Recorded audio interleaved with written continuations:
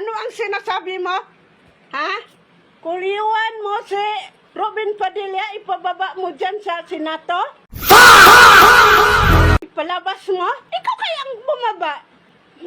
Kung dito ka lang sa Mindanao, Erwin Tulfo, aywan ko lang kung anong mangyayara sa inyo. Sa Tagalog sa anad nga, dili mo kaunting o isudan. Akala mo, Erwin Tulfo, kumakain kami ng gulay nga walang asin, walang bitsen, ha? Kumakain kami na walang asin at bitsen, kahit magic sarap wala. Basit ikaw, kakainin namin na walang asin, walang bitsen. Kung dito ka lang sa Mindanao, akala mo lang, kayo ang bumaba dyan, wala kayong pakinabang dyan sa Senado, ha? Puro kaguluhan ang ginagawa ninyo.